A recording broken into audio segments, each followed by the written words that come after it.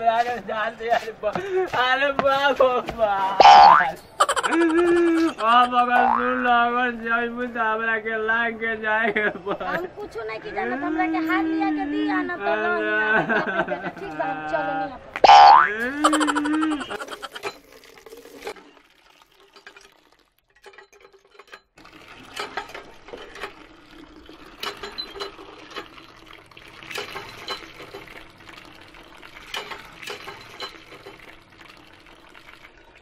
चलो नहीं अच्छलाल भाई ए अच्छलाल भाई के हट जी। अरे हम ही शशिकांत। अरे आई ठीक बाबे बड़े ना का ना नहीं खी वहां के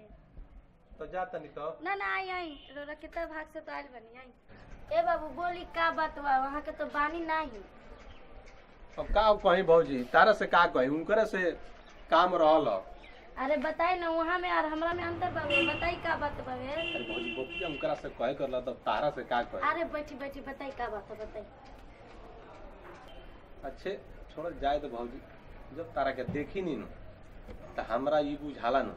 कि तहार करम फूट गली सकनी के घर में तहारे आके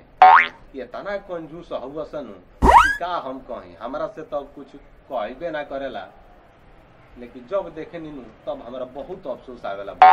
देखते बानी हमर करम फुटिए गल देखत नहीं हाल हमर का हो गल बा ई लोग के घर में आके। जब तारा के ऐसा रूप में देखे नी तो बहुत अफसोस आवेला। का करबू तू तारा में कोनो गलती थोड़ी बा। अरे तू तो एगो ढंग के कपड़ो ना दिहसन ये तना कंजूस हुसन की तन कुछ भौजी है सिंगार पटार करतू नु अरे का कहीं एकदम लाजवाब नु ऐश्वर्या राय खान एकदम लगत इतना बढ़िया सकल बा इतना बढ़िया चेहरा बा शरीर बा भगवान सब कुछ देले बाड़े लेकिन का करबू करम फूटल के ससुरन सन के घर में तू आइलू। अच्छा ये भौजी एक बेर हुना झगड़ावा क के अपना गई रहलू नहीं ह तो फिर का चलेलू का झगड़ावा भई रहे हो हम कुछ जाननी ना गईनी अपना नहीं है तबले हमरा से पहले हमर बुढ़ऊ पहुंच गेल नहीं वहां के आ दुआरे पे बैठल नहीं कहनी कि ना चले के बा घरे चले के बा घरे त का करी मुंह देख के अपना ससुर के चलिए नहीं ना तो हम आवेला ना आखिर कोनो बात होई नु कि कोनो खातिर मान लो के खिसिया के गई रहलू कि ये नसी गई रहलू कहनी कि हमरा भाई के रक्षा बंधन में राखी बांधने जाए के बा हमरा के गला के हार खरीद के त हमरा के ना किन तो हम गुस्सा के मारे चल गनी। अरे का कहबू भौजी एकनी के आदत नु बहुत खराब बा का तरह से कहीं पूरा गांव भर नु चोरौआ सुधी पर रुपया पैसा चलावेला सन आ का करी हसन पैसावा के हमरा ना बुझाला। अरे बुढ़वा त खैर कंजूस बा नौका जमाना के लइका बा ओकरा त कम से कम ख्याल रखे के चाहिए किन देवे के चाहिए मुइयो से त हमरा बुझाला पैसावा लेके जइहसन का। ए बाबू हम तो नहीं जानत कि उ लोग सूदी पे पैसा चलावेला सन बाप रे बाप उ लोग सूदिए किस्ती चलावेला नु बतावा ऐसन में हरारू के लेकिन सुन ल भौजी ई बेरी एगो तारा का आइडिया बता देते ये बेरी आवत रे नु भाई आवत रे तो कहियो कि हमारा के कान में के झुमका हार चाहे तो चाहे खेत बेच के लिए आवो आ चाहे तू कुछ क के लिए आवो चाहे तो चाहे आ ना दिहनु तो कह दे कि खिसिया के हम आजू न हर जातनी आ फिर जइहनु एकदम बिल्कुल हम केतनो जाके बुढ़ाऊ बैठ जई है हठ क दिहन कि ना साथ ही चले के बा एकदम ना तू ना आइबू नु बुढ़ावा सन के खाना बनावे का जब खाए के गजन हो जाई टाइम से भेटाई नहीं तो दौड़ल हार किन के जगह से तारा के ले कहिए सा वो टेंशन में मत रहिए हम बानी नु हम तो आवेदा आज हार किनाइए के हम मान ठीक बा भौजी हम चल तनी आइबरी आई लो नु एकदम बतिया लेवे के बा ठीक बानू हम चल तनी। बाप रे बाप बेटा के तो चिड़िया चली तरह हम जानते नहीं कि सूदी किस्ती चलाता लोग गांव भर में हमरा से कहले लोग पैसे नहीं के खाली आवे दे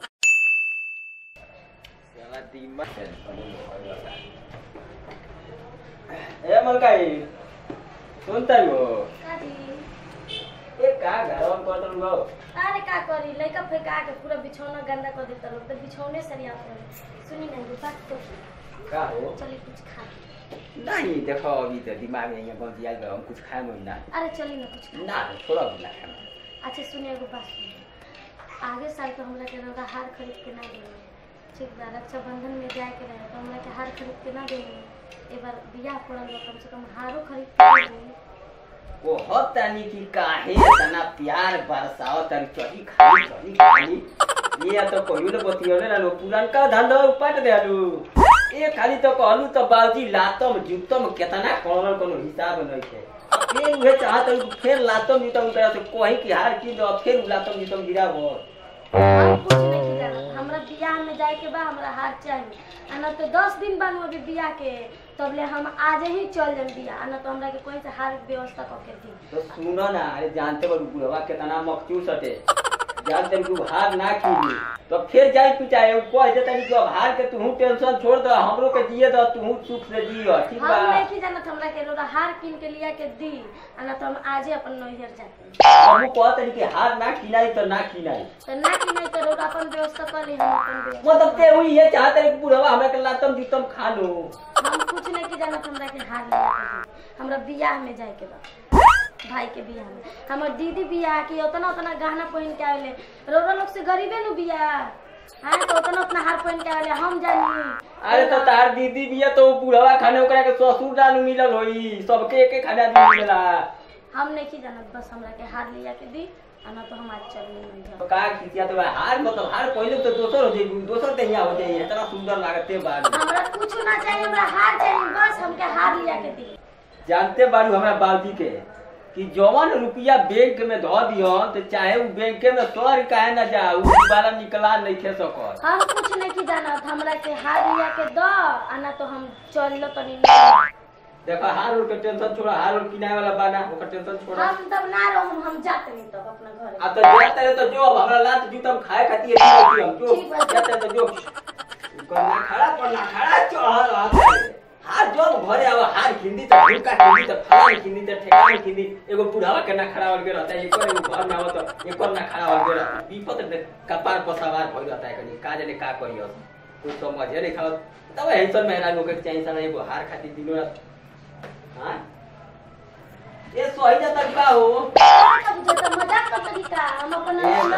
सुना ना हम जानत नहीं हूं कि तू मजाक करत ना हम चल जाना तो हमरा के हार लिया के दी नहीं मत जा थोड़ा उनको बुढ़ाऊ से बतिया खाओते बानी ठीक बा हम नाम जानते नहीं हम अब बतिया जाए ना तो हम आज नहीं चल जाए नहीं बुढ़ाऊ घर ही आओते नहीं बुढ़ाऊ से बतिया के बाजी का हो ए सुनो ना एगो बात रहला हो हम बोला कहत रहनी हो बाजी हाँ बोल सुनत बानी का खिसिया जलो मतलब कुछ कहनी है तो पहले ही खिसिया गइलो बतिया हम जानते हैं जे तू का कहब ऐसने बात कहब जे हम खिसियाए वाला होई दिन भर तो तारा कोनो काम बा ना दिन भर ना उन्हें आवरण के संग घूमब आ सांझी बेरा बाबूजी हाई बात कह हो बात कह ना एक रुपया का माने निमन बात कहतानी हां कह कहत रहनी हो नु हां देखो ना घरवा गोनी हन बाजी तो कहतिया ये हमरा भाई के बियाह बा तो बा बियाह तो बतलाई बा हम जानते हैं जे बियाह बा तो मतलब ओई में जाए के कहत लसियो हां तो ओकरा भाई के बियाह तो जाई ना भाई के बियाह पड़ल बा तो जाई के बहन ही हो तो जाइबे करी यार बोलाइयो से तो जाई ना हमें का करे के बा बात मतलब तो ई बात नहीं खेनु हो तो कौन बात बरे का खिसिया तर मत कहत लसियो ई नो बियाहवा में एगो हार खींच दी का कहले तन दोबारा कहबे बाद में झूठाऊ खिसिया लो कहत रहनी कि कहत लसियो एगो हार कीन दी अरे साला 1 रुपया घर में रख ले बड़ी दिन भर आवारा नियर हे गामे घूमत रही आ हार कीन दी आज 1 रुपया कमा के हमरा के देले बड़ा मौगी के हार कीन दी ओ बेरी हार के नौटंकी लगले नु आ फिर बेरी हार के नौटंकी लगल ते जानते नु 1 रुपया घर में नहीं के 2-4 गो रुपयो रहल तो सब भाई गेहूं के बाग में लगा देहनी ए बेर 1 रुपया बा घर में आ हार किन के हार बिना भभकत रही चाहे उनकर हार आ तोरो हार चाहिए कह हार और ना किनाई ठीक नु 1 रुपया नहीं घर में कह हार और ना किनाई जो आ ढेर जदी हार आ फार के फेरा में पड़ल त जगह लाठी मार के 2 जने का रोद को देव घरवे में आए मत चल कीन देबो तो मतलब का हो जे फिर कहां से किन देबा कहां से किन देबा रे मतलब उतना रुपया बैंक में रखत रहो का होई पैसा में रुपया तू लिया के धइले बड़ा 1 रुपया ले कमाइले बड़ा 1 रुपया तनी कमा तो दोसर पतो तार बिया ये कहीं एगो पतो ए पतो ही बिया त कपार पर रही पतो बिया त घरों में त गहना जरूरी बा हां मतलब मेहरारू ये ओकरा सिंगार तनी मनी करे के बाबूजी मन करता था का हो गइल बा। तो कमा के लिए की ना थोड़े ना महंगा किनबो थोड़े सस्ते के किन दो ओकर मन रह ए जा। तो सस्ते के जा किन दो, कमात नहीं खा, कमा के लिए वो की ना कहां से मतलब किन दी खाली खेत में काम। ₹1 कमाइले बड़ी खरे, ₹1 पैसे लिए के देले हमरा के। हां हार किन दो, हार इन करा के किना मत किनो मुझे तो लाद के ले जइयो। जाइबो कि ना अभी बतियाइबो। आ तो जात तो बानी अरे का रे फिर पे आ गेले। और तक खिसिया ही के नु खाली जाने ल तो सुनो बतिया में दो। हां बोल। वो खिसिया जब ये वो कहते हम जाता नहीं। ए तो जाती है तो जाए दे, ओ बेर गई रे तो फिर चली आई, फिर आइए चली आई। हां तो कहते ये मेरी ना है नहीं अरे तू बड़ा बुद्धू, तारा का बुद्धू बनावती है, फेर हुआ तू कहना फेर हम बड़ा जाना। हां तो हम बुद्धू बनी तो वो बेरिया के मत समझियो। वो बेरिया गई तो चल नुई तो ये बेरी जाई तो तू बुझ जइयो कहतिया है मम्मा। अरे वो फेर हुआ तोरा का बुद्धू बनावती है, फेर हुआ तो समझ लिया वो बेरी तो गर्मी के दिन रह तो हम ना रहनी तो तू काम चलात रह, तू ना रहत तो हम काम चलात। ए बेरी ठंडी बा बाबूजी समझ लिया पूरा चल जाई। अरे तो ठंडी बात का करी, ठंडी बात रे, ठंडी बात करे बरे। ठंडी बात ठंडी में हमरा से घर बर्तन ना होई, गर्मी रहल तो कह देत रहनी। घर बर्तन तू ही घर बर्तन करे लो, जाए तो जाती है तो जाओ, गर्मी के दिनों का चाहे ठंडी के दिन हो। तो का करे के बाबू कहां से किन दी, कहां से किन दी हो। तो मत किन जा का हो मर गए। छोड़ो ना हार उड़ के टेंशन, चलो ना मारो घुमा के दे। नहीं जाना हम जाते हैं ठीक है। ये का खिसिया जब मतलब किराई नु ना हम नहीं जाना हम क्या ये मेरा चाहिए हार। अरे बाजी कौन और विशाल में के बात खिला जाए। साल भर के बाद बियाह 10 दिन पड़ल बा, साल भर के बाद हम हार किनवाए। तू रौरा पहनी हुआ हार हमरा ने के ये कहां जाता ऊपर ना हो मत ना जा, तू चल जेबू तो हम के जी बताओ के तोरी रहे हम तारा बिना हमरा के छोड़ी हम जे तू ना अरे मत जाना जइबे कर छोड़ी ना ना अरे छोड़ा किसी मत देखो तू चल जेबू तो हम के तोरी रहे के हमरा के बनाई किया ई बताओ। हम गुड़ाऊ के बनाए के खियाए के गुड़ाऊ अरे तो बागी तोरी बनायन किया तू चल जेबू तो हमरा अति को नीक ना लागी। हम कुछ नहीं की जाना, बैग छोड़ी हमारा ना तू मत जा तो बैग रखी रौरा हम यही ना चल ना देखो ना मान जा चलो घरे चलो जाए के कहबे मत करो तू जाए कह दे दम दिलो धक धक करे लागोता हमर बैग छोड़ी ना तारे जाए के लोग हम जाइबे करन रोग के बात हम मन में ना कर ना देखो मान जा दे कहता जाए के नहीं के मतलब इतना दिन हम तरह से प्यार कोली या मस्तीला दे ले बारू ना छोड़ी हम ना हम अपना नैहर हम जाइबे करम जाएगा जाएगा। अरे बाप रे बाप रे बुझा ले चलिए जाइए मेरे बाजी के देखे थे। अरे बाप जी अरे बाप रे अरे अरे बाप जी उन्होंने मानो तो बहुत दिया कि हम जाता नहीं। अरे मेहर पशुआ रे तोरा के कहत नहीं कि जाए दे जाती है तो रही रे फिर चली आई तो ओकरा भरे में कुछ बोले रे। अब ना आयो बाजी कहत हम कहियो ना अरे वही के कहत रहे वो बेरी कि ना आम तो आई ना तू कर फिर में जाए मेहर पशुआ बाजी अब ना आई अरे आई फट बाबा मेहर पशुआ बड़े रे। अरे ना वो बाजी अब चल जाता। अरे बाबू सारे आई हम 200 रुपया हां मार लड़का एकदम तैयार बड़ा सन उनकरा के ठीक है खतरा है पूरा लड़का खास्ता बोल बड़ा सन भाग सारे वाई फिर चल करा बिना ना जाए मेहर पशुआ तू तो इज्जत ले लिहला हमार ओकरा बिना ना रहे अबे तने रे का भाई रे जा दो ओकरा के जाती है तो जो अरे ना कोई जाते रहे तो जो फेर हुआ अब बाग सारे जाती है तो जाए दे ओकरा के जाई या फेर हुआ ओबर गल तो आई ना वही फेर ऊपर जाती है फेर भाई ना अरे बाप रे बाप अरे हमर गोलिया हमारे मम्मी जाए मेहर पशुआ अरे कौन से इज्जत डुबा देला ओकरा कोई मेहरान से दूर धकेलो करे अरे बाप जाति के नाश कर देला तू तो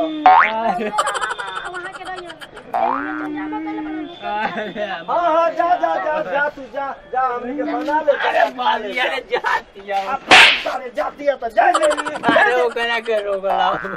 बाग सारे जाए दे जाती है तो एगो हाथ में तो पहुंच गया। अरे बाजी ओकरा बनाओ लिया खा ले जाए दे ओकरा के जाती है। अरे ओकरा भी जाए तूने हर पशुआ ले ली हला तू। अरे बाजी जातिया बाग सारे जाती है तो जाए दे। अरे बाबा अब अगर सुन लो अगर जाइबू तो हमरा के लाग के जाएगा। हम कुछ नहीं की जाना हमरा के हाथ लिया के दिया ना तो नहीं ठीक बा हम चलो नहीं